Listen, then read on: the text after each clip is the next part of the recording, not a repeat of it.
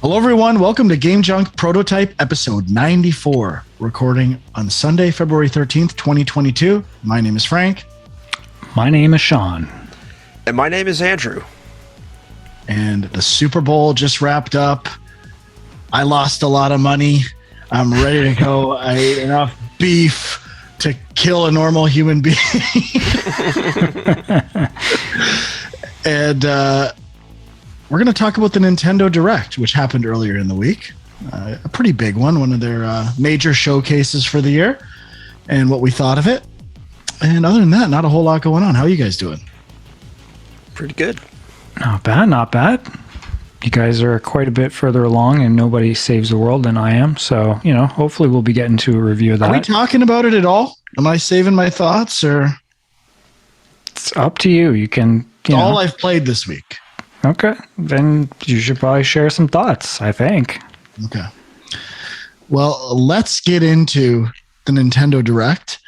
Now, I don't think we're going to go down the whole rundown. Otherwise, it might, if someone tuned into the wrong part, it might sound like we're doing like an E3 breakdown from 2006 for Xbox 360.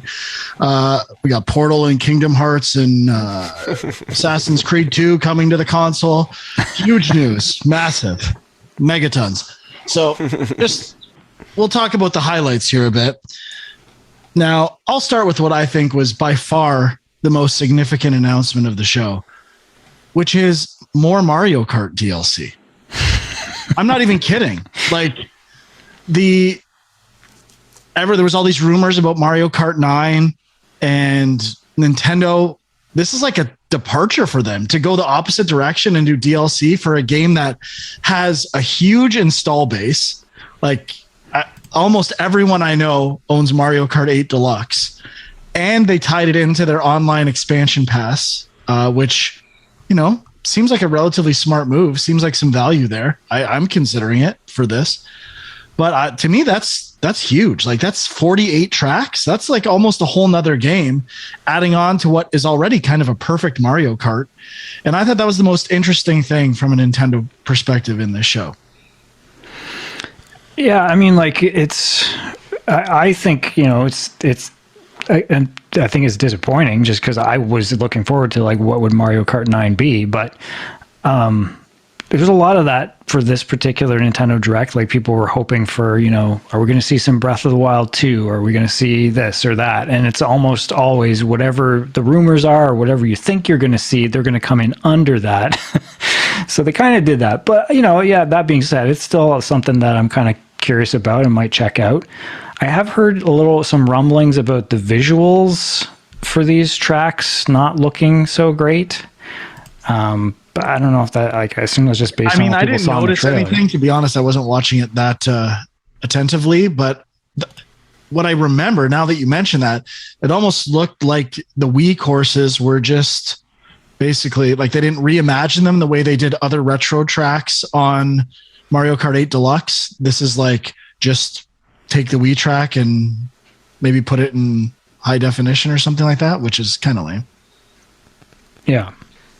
The thing I found weird was that they're like slow rolling them out until the end of 2023, which definitely implies that they have no intention of putting out a new Mario Kart until at least 2024, which is probably the most surprising thing to me. I also kind of like this idea. I'm definitely not sick of the current Mario Kart tracks. I haven't played it probably as much as you guys. But I think it's great that they're kind of going down this route. I think it was like $25, probably American.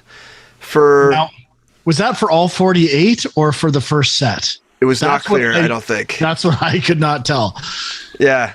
So I was like, 25 for all 48 seems like the steal of the century. And they like charge $20 for a Smash Brothers character almost. Like I assume that's per 8. It looks like it's a one-off price. You pay that and you will get everything as it comes out. Well, that's pretty awesome. What I'm reading, but I don't know. Yeah, that is a little surprising. That is really good. And I guess it's one of the first indicators ever of Nintendo moving one of their franchises to a games as a service model almost that I can think of. Yeah. It's kind of similar, I guess. Like they've been And I going wonder, that way a bit, like with DLC and talking about like they do a lot more like live updates. Like Breath of the Wild had extra features. Like we got the Metroid Dread free updates. Like they've been doing more of that stuff, but this one's pretty major. I wonder how they're going to try to like get people into it. I wonder, like, do they have? I wonder what the amount of people who have the online but don't have that expansion pass thing. And they're hoping that this will, like, I bet the overlap of online people and Mario Kart is quite high. And I bet that, you know, by people logging into the online and then being able to serve them up basically an ad like, hey, do you want more Mario Kart tracks for, you know, the expansion pass cost? I bet that's how they are going to push people into that extra tier of their subscription service, because I don't know how else you would really hear about this right now. I can't, I mean, I guess they might start running ads on TV or YouTube or something, but it seems like a lot for like a DLC that is pack. kind of the weirdest thing. Like, but Nintendo caters to casual gamers and kids a lot. So how do they find out about this? Like, I mean, I'm so out of touch. I don't know with streamers and stuff like that, if that's the plan, but I mean, kids obviously find out about stuff from YouTube and sources like that. So maybe it'll happen, but I don't know. I thought it was kind of cool. I guess the next biggest or most interesting thing to me was Xenoblade Chronicles 3, which I believe was hadn't been announced before. And I haven't played any of these games, but I mean, this looked really good. Like the artwork looked fantastic. I've always wanted to dip into this franchise, and seeing this trailer really had me like second guessing that I hadn't done that yet. Well, I mean, this would be high on my list. I didn't even really watch it very much. As soon as I saw sort of like the title card, I was like, okay, I'm pretty much sold. I played almost to the end of the first one. I think that was like 100-hour RPG. I think I played it for like 85 hours, like some insane amount of time that I can't believe I spent on that game. And then I dabbled in the second one, but didn't really get into it. But I really liked sort of the mechanics they have and the world they created. So I think going back and experiencing something, you know, HD and a little less Wiimote requiring will be enjoyable. And yeah, I'm looking forward to this one. I think this is probably the top on my list, maybe second, I would say.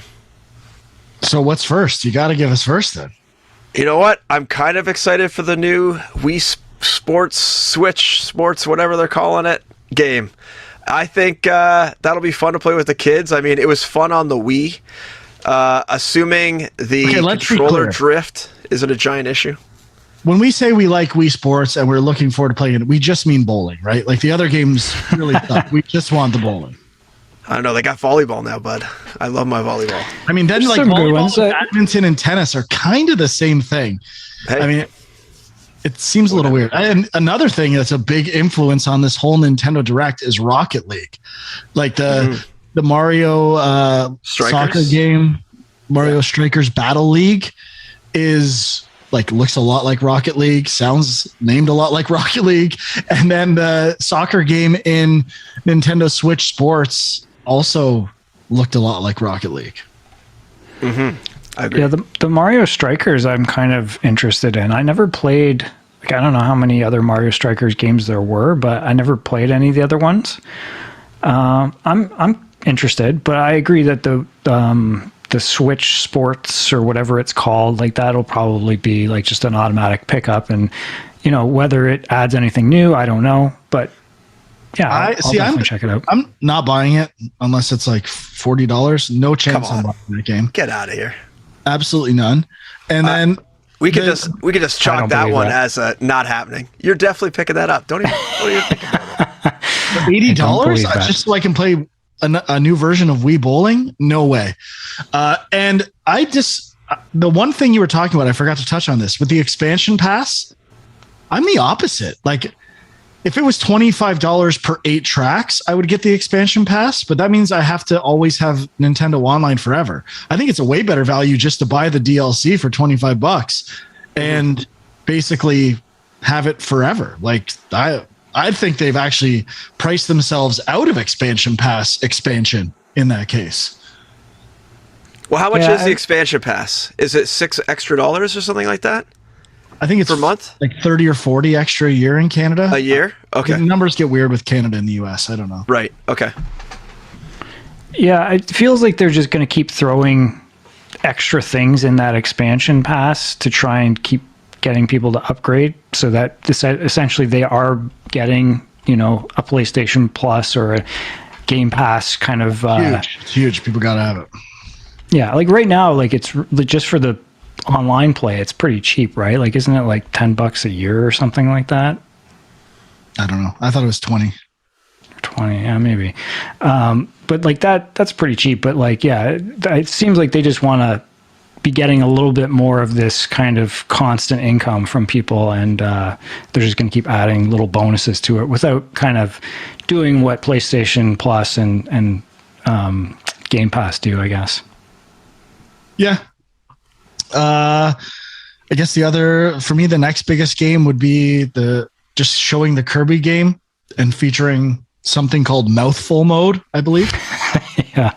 Which to be honest, I loved it. I thought it was a great idea, and like taking the shape of things that you eat.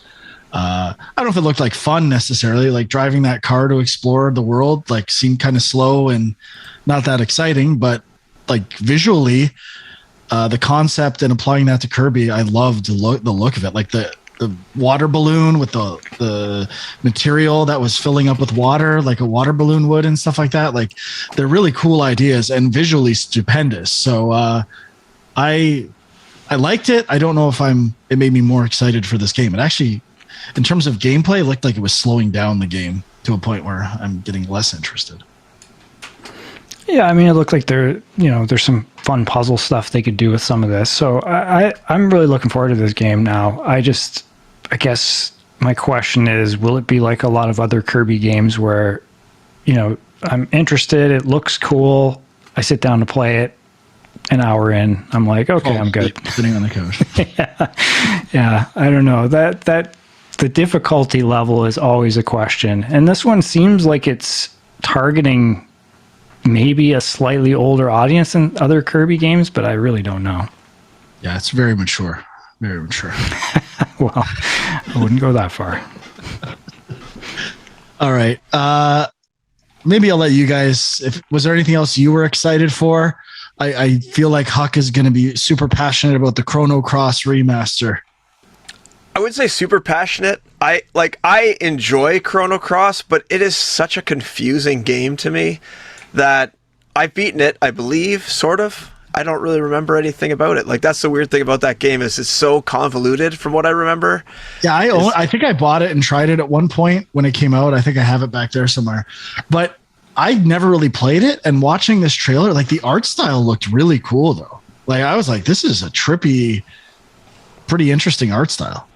Yeah, I think the gameplay, and it has like this really weird combat system where there's like colors involved, and depending on who you fight and which colors you use or something, it affects the effectiveness of your weapons and stuff like that. It's really weird, and I don't think I ever really wrapped my head around it. I think I just kind of mashed buttons and hoped it all came out okay. But actually, I would say I'm more excited about that triangle strategy game that they showed a bit of. I don't think the trailer was anything too much different than what they'd already showed before, but the other thing about the Chrono Cross is it includes that Radical Dreamers game as part of it, which I believe I played once upon a time on some emulator on whatever system it was on through some magical fan translation or something. But I remember it being kind of weird as well, along the same lines as Chrono Cross. It has like a really weird tie-in to Chrono Trigger that's tough, and all these like branching story paths. I don't know. Chrono Cross hasn't ever really been my thing, even though it should be right up my alley. Fair enough. Sean, anything moving your needle over there, bud? I mean, one thing I'm interested in, believe it or not, Live Alive, this is like an old JRPG that's never been released in North America.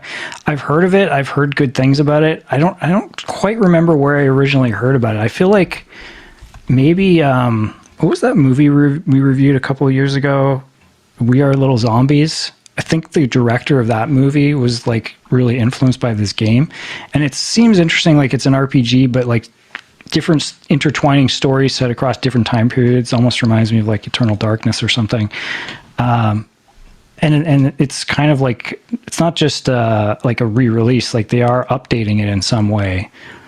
So I'm kind of interested in that. It's a remake, I would say, officially. Yeah, right. And I mean, Splatoon 3, I'm kind of interested in. The trailer they showed for this was just sort of about their multiplayer mode.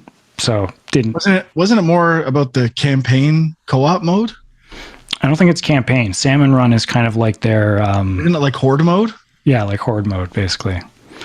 So yeah, and Advanced Wars 1 and 2 I'm looking forward to, but nothing really all that new shown here or anything. Yeah, I guess is there another big game? I thought there was one more. Maybe I'm just thinking of Splatoon 3. And that's a game that I think is so creative. Even looking at that Salmon Run, the orange and green color palette and the bosses, like it looks super cool. I wish I liked it more. I don't know if a big part of it is, I haven't tried it in a long time, but having no party systems and chats and like great ways of matchmaking with friends on that system. Maybe it's gotten better. I should try it again, but it does seem like it hampers my desire to play it. Yeah, I mean, Splatoon 2 has a decent campaign. Like, it's kind of short-ish, I think like 5 hours or something, but I played a bit of it, and it was kind of that. What's that? That's a pro. That's a pro Splatoon comment. Yeah, no, I hear you. Yeah, I guess, I mean, you mentioned the Metroid Dread update. I mean, it was pretty minimal. I was hoping for something there, but it's just when basically, games announce a new mode where one hit kills you, I get really excited. Especially when there's no achievements or like ways of even showing off if you did it. Like that's huge. That's gonna ship. Yeah. It's gonna move my needle in the exact opposite direction. Actually, the one other thing I wanted to mention, I know nothing about these games, but the trailer looked kind of cool. The Klonoa series. Yeah, I mean, you guys familiar with these at all? Dude, yeah, it started on PlayStation 1. Okay. And then they remade them or remastered them on the Wii. And then this is another remaster, I think. Yeah, I know nothing kind about of one of the pioneers of the 2.5D, dare I say, what's evolved into 2.9D platformer in world. Right. And I mean, there was that and Pandemonium. Do you remember Pandemonium by Crystal Dynamics? Like no. Harlequin and so no, you guys are sleeping on 2.5D back in the day. But yeah, it looks okay. I know people are really like those games, so I'm sure some people are excited. But I guess unless we have anything else to say about, you touched. Oh, there was one other thing, and that I'm going to use that as a segue to the rest of Nintendo stuff. So, does anyone else have anything else I mean, I hope you were going to mention the Portal Companion Collection. I was not, but there is one more new game announcement that's a big deal, I would say. And the rest of the stuff is like crickets. Like I don't even know why they announce it in a way. Like it seems like it shows how dated the console is by saying we're getting these other games in cloud form coming to this console, and we are getting remasters of PlayStation 1 games and a trilogy of Assassin's Creed. I understand there might be people who've never played those. They're Nintendo diehards and they get a chance to play these games, but I mean, those are like, what is going on here? And we're going back to the Earthbound. Well, we get people excited by announcing Earthbound coming to Nintendo Online, all this stuff. Like, I don't really care. But the other game that people do care about, and this is getting into I know I've done it a million times, but the Scarlet Fever, whatever you want to call it, people who are just lunatics for Nintendo. it really doesn't make sense to me. And all of these games should be like you should eye roll when you see half of these. And then the new one, this to me points to the bias towards Nintendo. And this is I might have gone here before. Fire Emblem Warriors 3 Hopes. So basically doing what Hyrule Warriors did and taking Fire Emblem and turning it into a Dynasty Warriors game. Which, where I'm going with this is, from what I remember, Dynasty Warriors was almost laughed at by game designers, journalists. Now, I fact checked this a bit. It would get terrible reviews. It was always like a 5 or a 6. It's the same button mashing combat with waves of enemies over and over again. How is there 8 of these games? Seemed to be the running joke from what I remember about this series. Now, there was Dynasty Warriors 8, which I think I saw on IGN got an 8.7. So I don't remember that game. Maybe that's where it started to turn. I don't know. But to me, it's like all of a sudden these games get Nintendo characters in them and they're amazing. Like they're 8s and like, oh, I love those. Like just because they've been reskinned with Nintendo franchises. Like this is to me the most obvious thing of what happened here and pointing to Nintendo bias in the world. I mean, I can't speak to it other than I did play a bit of the first Hyrule Warriors and thought it was kind of dull, but you know, then they come out with the design hasn't changed for the most part. I'm sure it's improved a bit under the supervision of Nintendo. Like Nintendo is some of the best designers in the world. I think they understand for the most part what makes games fun, although I think they've gone a little downhill in that category, but they understand game design. And so maybe they've added enough and people in the comments could say what Nintendo has done to make those better other than just having them have Nintendo characters. But to me, they're the same games. And now that it's a good thing in general in that they took a boring franchise and kind of put good characters in it. I agree. The Nintendo characters are cool. So it is a reason to like it, but they still can't be fun. I've tried it. It's still not that much fun. Yeah, the one thing is that I think, you know, they seem like they're kind of fun multiplayer games. Like just to kind of hack and slash with a friend is okay. But like, I think the single player is not the greatest. And I mean, the latest Hyrule Warriors, you know, they were obviously trying to tie it in even to Breath of the Wild and the story or world of Breath of the Wild, which I admit I was kind of like, oh, I'm a little interested in that. But like, you know, that's all it takes, I guess, right? And I was the same way. I'm like, I played a Dynasty Warriors game on Xbox 360 trying to get achievements, easy achievements. And I was like, this game's the worst. And I understand kind of why people say it's repetitive and boring. And then I was the same. I bought Hyrule Warriors just because it had Zelda stuff in it. And I'm like, this is still kind of boring. It's just I don't know why everyone seems to care about it now. Or like it's a big deal. They still suck. You could be right. I don't know, Frank. I could be wrong, but that maybe Dynasty Warriors took a turn that I'm unaware of. But even at working in the games industry, it was kind of like, I remember someone suggesting, hey, we should kind of do a Dynasty Warriors thing. And I was like, Dynasty Warriors, that game sucks. We're not doing that. Like in terms of design. And then we actually did end up doing Dynasty Warriors at the end of the game, just button mashing combos. So like it's, I don't know.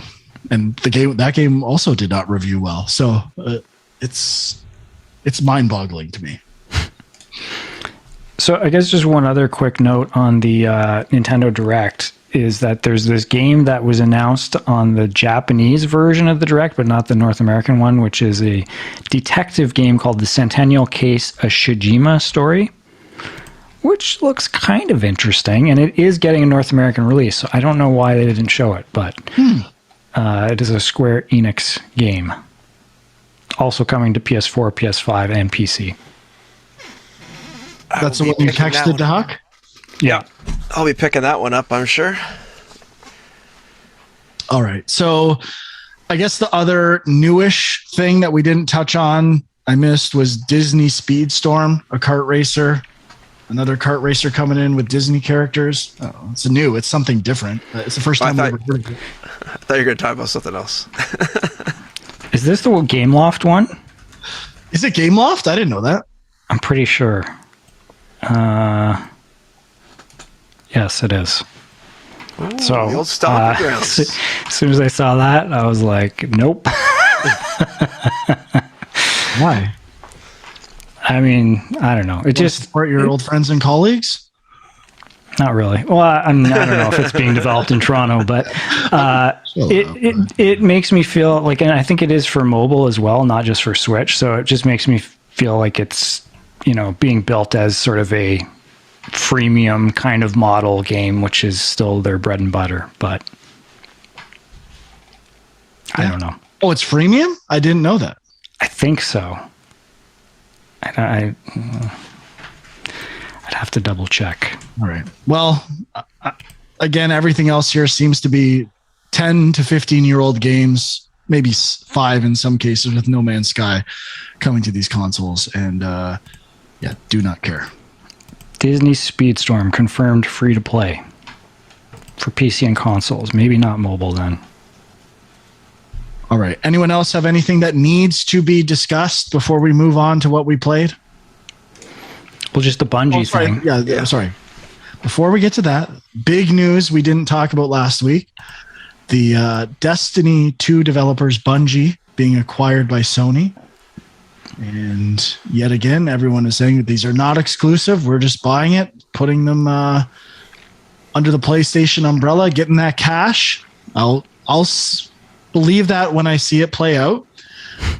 And I'm sure there'll be some type of exclusivity stuff going on there, would be my guess. But everyone seemed excited about this. I guess it's a big announcement, but I don't really play Destiny 2. I've liked Bungie games in the past. I think they're really talented. But I know I'm Team Blue Haze all the way, and even I was like, the haze is thin on this one. It's thin. Well, yeah, I mean, you like to say that Microsoft is buying overrated companies and stuff like that. Where does Bungie fall into that? Like, do you think they $3.6 billion? Like, you think that's money well spent, or you just don't care because you don't play Destiny? Like, I would assume it's money well spent. This seems like, I think I read a bunch of it was for retaining talent or like kind of guaranteeing that certain people stay there. So, right. I mean, I would think they have very like real numbers about how much money the game pulls in. And it's just like, is it worth it to do it? Are we going to get this money back? Seems like we will. And if you factor in sequels or other IPs that they might do, I can't see that it's not, they were like incorrectly assessing that unless all of a sudden Destiny 2 becomes staggeringly unpopular for some reason. Other than that, it seems like a safe bet. They do have a new IP in the works, so that could be part of it. But, everybody keeps asking these questions about, is any of this stuff going to be exclusive? Any of these acquisitions, are the games going to, or franchises going to eventually go exclusive? And so far, everybody's basically said no. And they say we currently have no plans to do that. It's right. We're not going to do that. But I do think, I think the new exclusivity is, whatever your kind of subscription service is, those games that you own that are under your umbrella will be free on those subscription services, which is a big deal. It's a very good point, Sean. That, and then if someone, that's all they play, I'm sure there's people that just play Call of Duty and other stuff in the Activision one. And if all they play is Destiny 2, you might as well get a PlayStation and the subscription for the same price. Yep. Mm-hmm. I think I did read somewhere that they also acquired them for their skills at live service games, which could be a great idea. I mean, which other company has been doing like online really good network multiplayer shooters? Like nobody. Like Bungie is the experts of that sort of tech, and with running Destiny for like 5-6 years now, they definitely have the live service aspect down. So if Sony's trying to pivot, like, Gran Turismo, I bet they're going to try to make that a live service game. Probably some of the other games they have in the pipe, they're thinking of making live service, and they probably are thinking, hey, Bungie, could really help us with this tech or any of the problems we're having. And I'm sure that's part of it as well. Yeah, I saw an interesting thing on The Verge where they are theorizing that it's also kind of about this idea of like buying a virtual world, you know, where like Microsoft has Minecraft, Epic has Fortnite, like these ideas of like a game that's more than just a game. It's a place where people go to hang out. Are we moving to the metaverse? Maybe. So, I mean, that could be part of it too. I don't know for sure, but obviously there is some irony here with the fact that Microsoft once owned Bungie. They went independent. Now they're owned by Sony again. Like, it's kind of a strange the way that played out, but makes sense for Sony, I think. Yeah, I'm sure financially it made a lot of sense. I guess we're three people that don't really care all that much. Yeah, but I am interested in whatever the new IP will be. I mean, I assume it's probably going to be Bungie another makes good games. Yeah, like it'll probably be another games as a service thing, but I'm curious either way. And even if they do go exclusive, I mean, we play everything. I know everyone's not in that same boat, but it really won't impact us in any way, which is probably another reason why we don't care so much. But I could see if, you know, someone's a big Destiny player on Xbox or PC and all of a sudden Sony's like, okay, it's only going to be on PS5. That could piss them off. And likewise with like the Call of Duty stuff, if all of a sudden you're a PS5 player and Microsoft's like, nope, got to get Game Pass now, that could be kind of annoying. So we'll see, I guess, how it plays out in a couple of years when the numbers have really started to roll in and they can actually see what would make more sense from a financial standpoint.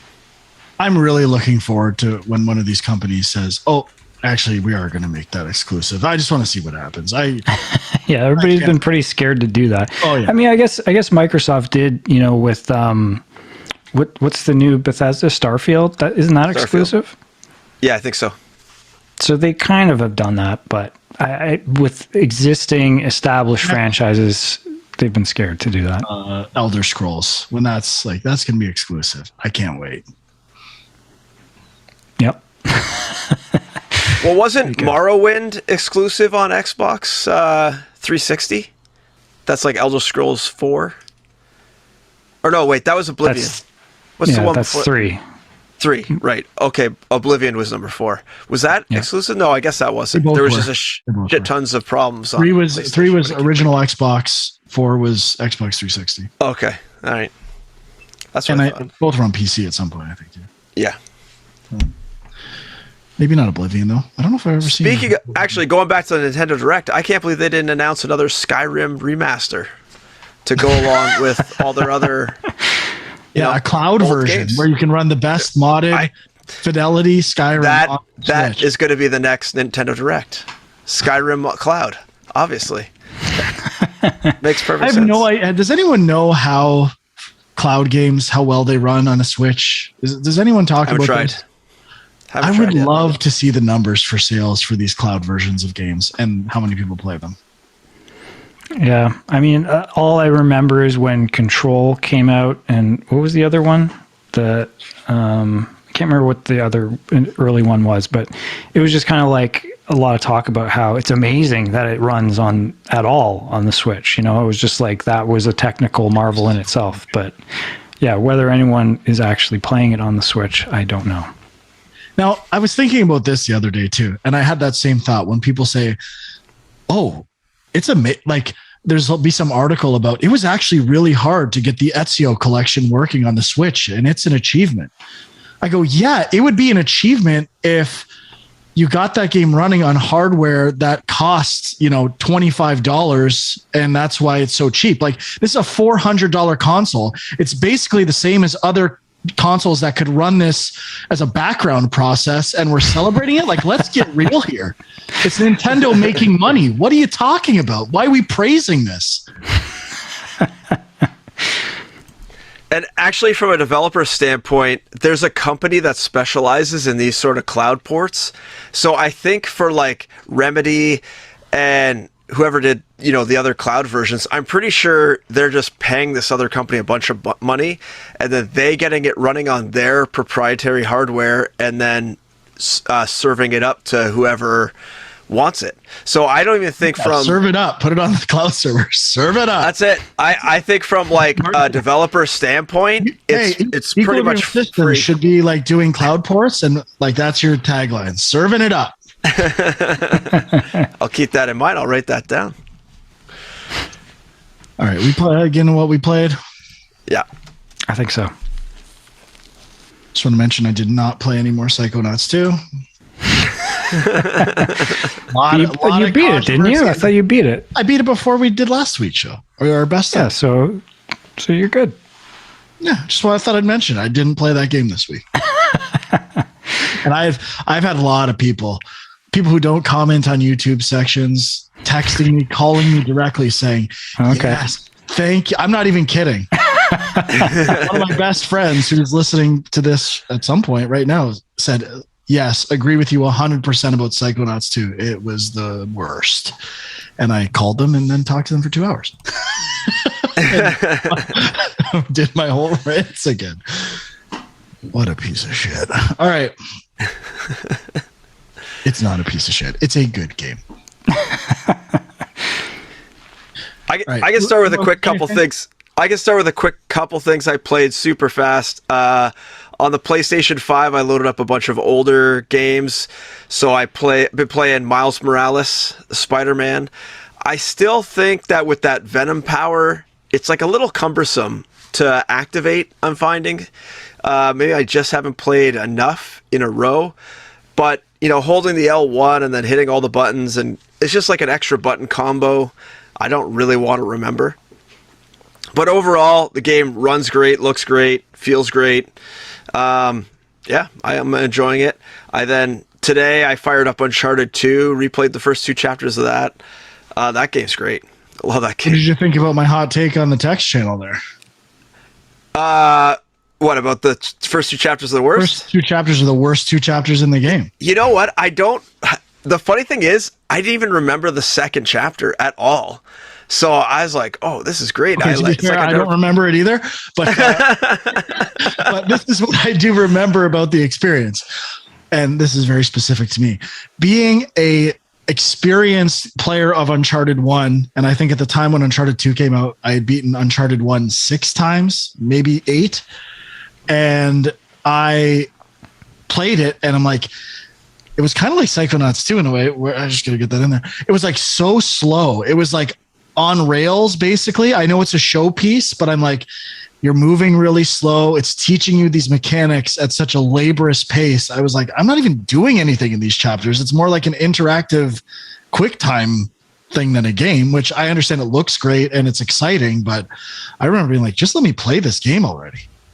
Yeah, I would agree with that. And also I am starting to have like little memory tweaks because I started on crushing difficulty, going for that plat. And the thing is, I'm like, this isn't so bad. I'm picking up all the treasures around, and I'm like, oh yes, I'm starting to remember that as soon as you actually have to play this game, it absolutely murders you, and then I shut it off. And that's probably what will happen this time too. So, probably starting out crushing was a huge mistake. I'll probably end up bumping it down to like normal or easy. It's not that hard. You can do it. We'll see. I'm not really like devoting my life to it, so I'm sure I will not be able to keep up. And then also, I think I may have mentioned this last. No, I guess I wouldn't have. But I fired up Horizon, played through the first little part of Horizon. Did I mention that or just to you guys? I can't remember. But anyways, I played through that till I become like grown up, and that game is something special, I think. And I'm ready. I'm ready for whatever Forbidden West. I was going to play through it again. I'm like, there's no way I'm going to get it done in time. No, it's huge. And the reason I'm like, I want to do it so that I remember how to play the game so I can play Frozen Wilds. So I think that's what I kind of want. The better approach is to play the new one and then go play Frozen Wilds. Like learn it again through the new one. Yeah, that's probably a good idea. And clean up some stuff if I'm still passionate about it. Mm-hmm. But I did play the intro again as well, and just to reiterate, like such a huge jump in characters and visualizations of characters. You go from like in the opening cinematic, baby Aloy, who is one of like the cutest like babies in video game history, and then you go to like young, cuter than the Death Stranding baby. yeah, and then you go to like toddler or whatever. Well, age. adolescent, Not even toddler. And then that like those age kids in that game are weird looking. Weird, like I don't know if they're adults. They look like they're adults in costumes or something. Like it's strange. And then Aloy's an awesome character. So there's this weird, I guess, awkward adolescent phase for Aloy in that game artistically. But oh god, the score! I forgot how good the score is in Horizon. That main theme, solid. Well, I was hoping to play it before the new one comes out, but it ain't happening. So we'll see. Hey, well, I'll save this for the end of the show. But Sean, you got anything you played? Yeah, I did play one new thing called Grapple Dog. You guys heard of this game at all? No. It's like a new indie game that just came out on the Switch and on Steam, I believe. And I'm just going to put it out there. I mean, it could be the new Kaze, possibly. I mean, it's definitely, it's a platformer that, you know, you control this dog that has a grappling hook, but it's more of a platformer than an action adventure game. Like you have an overworld, you go into a level, you have to collect gems throughout that level. Those gems unlock new levels. But I kind of like the art style. It definitely feels very cartoony and kid friendly, but I would say, you know, the difficulty is a little more, advanced than I expect it to be. It's certainly not, crushingly difficult, but it's more than I thought. But I'm enjoying it. Kind of, it's got some elements of Donkey Kong Country. Like it's got like, cannons that launch you across the screen, and the levels are pretty big. Like you kind of move across the space quite a bit. And art style, I would say, looks, influenced by Super Mario World and getting, was it Mutant Mud vibes a bit? Yeah, I can see that. The score is very 90s, kind of like new metal. No, like that kind of funk, like Toe Jam and Earl kind of vibe, which I kind of like as well. I must say, looking at the trailers, there are definitely some game mechanics that are very similar to the game mechanics in Kaze. Yeah, this one seems to obviously have a huge Bionic Commando influence as well. Yeah. There's also a game that I played a while back called Kunai, which is like a Metroidvania with a grappling hook, which I liked as well. But this is definitely not Metroidvania, more just straight up platformer. But it's good. Check it out. Oh, did you talk about Kunai before? I think it looks cool. I don't know if I mentioned it, but I did play a couple hours of it at some point, and it's pretty good. Cool, dude. It's pretty good. Check them both out. All I've played is Nobody Saves the World, been embedded in that game. And I don't know if we're going to review it, or I think Graham's coming on at some point to talk about it. So I won't say too much. But I like at the early stages, especially the first legendary dungeon, I was like worried. I'm like, I think I'm going to have to tell Graham I don't like your game. And I've really come around on it. I kind of get the game now. It took me a while to get it. And like what I think the elevator pitch or some kind of pitch would be, and the reason why I probably didn't like it that much initially is I don't love Diablo games. And to me, it's a Diablo game, but where in Diablo, you're stuck in whatever class you pick for your entire playthrough. And I unlock a few powers here and there, but I'm doing the same thing. This creates variety in that type of game by constantly switching forms. And I'm like, as soon as I've always struggled with games that are like those types of action RPGs, Diablo and like Torchlight and stuff like that. Like it just, the loot aspects I don't like. And this one actually creates variety where I'm actually starting to experiment with forms now, getting what that's about. Some of the forums, I do find I have like forums that I always use that I guess are OP for my play style. The slug being the one I go to the most.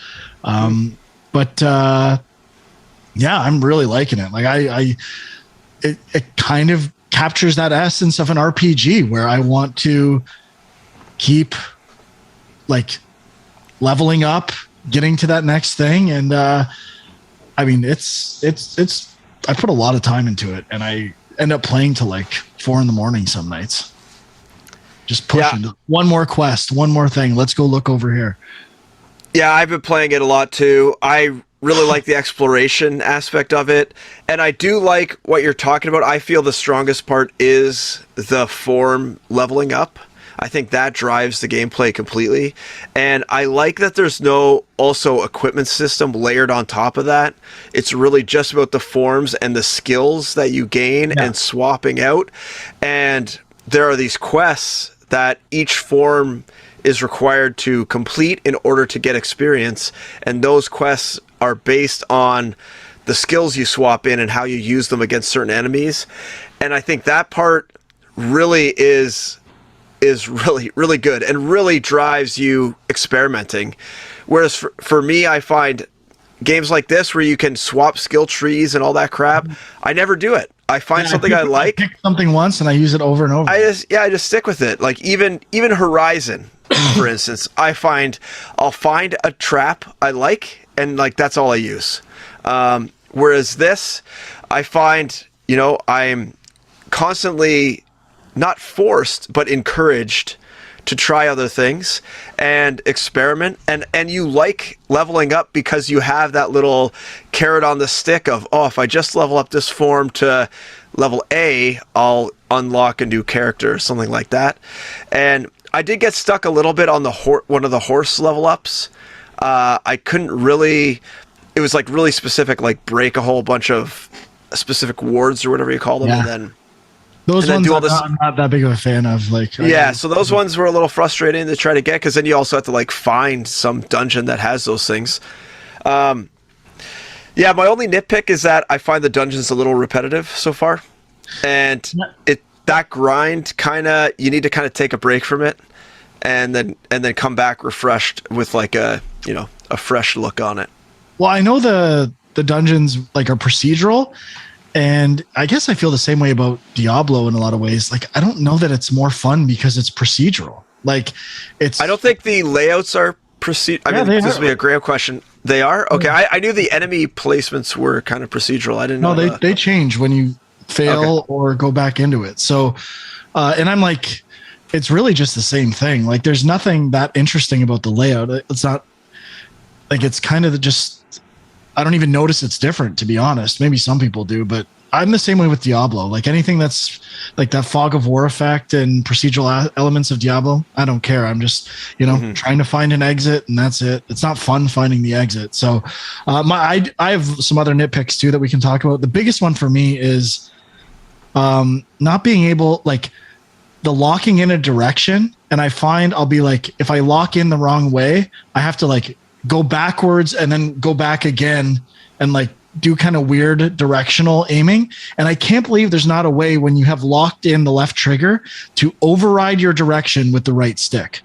Like if I was locked in a direction I don't want to be, I could keep moving the way I want to and just maybe flip to the way I'm facing with the right stick.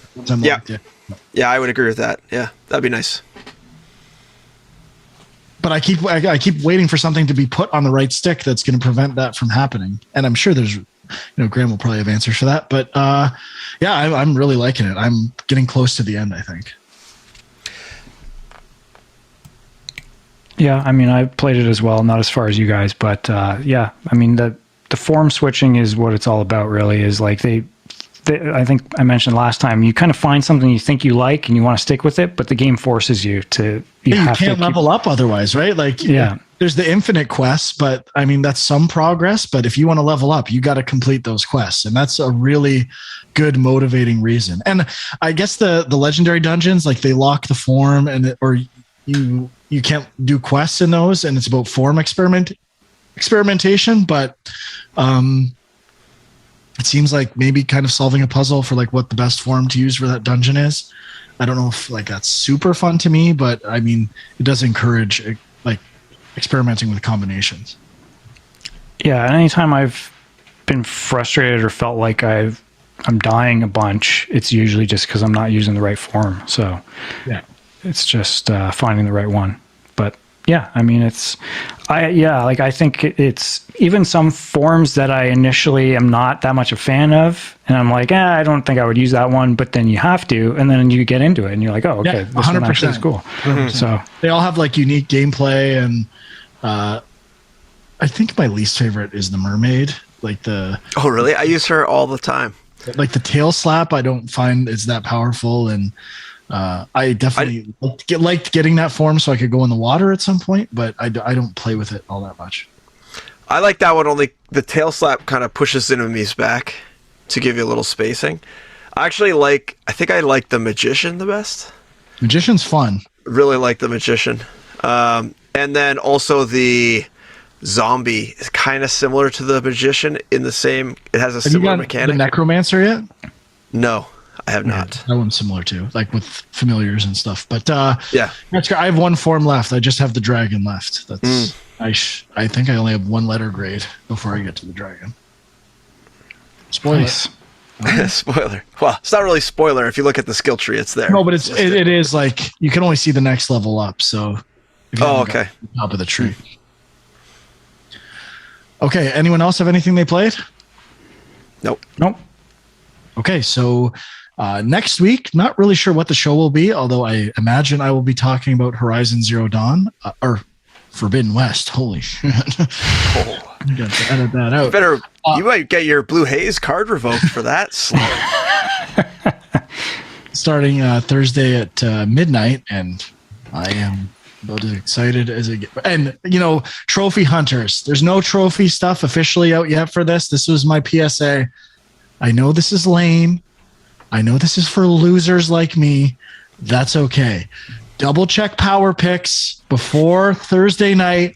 Probably and the default, like the auto install on the PlayStation 5, I think is the PlayStation 5 version. You're going to have to go back and double check. You're probably going to want to install the PS4 version so you can get an auto pop. Not confirmed yet. Not confirmed, but double check auto pop status before Thursday night so you can pre-install the correct version and making sure you're getting maximum trophy leverage for your playing. Yeah, I was just going to ask, actually, I've been reading a lot about that the PS4 version is $10 cheaper, but you still get a free upgrade to PS5. Shit. Is that confirmed? Is anybody like... Oh, no. I'm like, it seems like that's the case, but it seems weird. Like, I think it must be just because Sony kind of got... Like, they weren't going to do a free upgrade. It is, I think, because the retail version has to be $89.99. Oh, but I just think they weren't going to do a free upgrade from the PS4, and then people complained, and then they had to be like, okay, we'll give it to you. PS5 at retail value has to look the same price as other PS5 games. Yeah. Okay. Makes sense.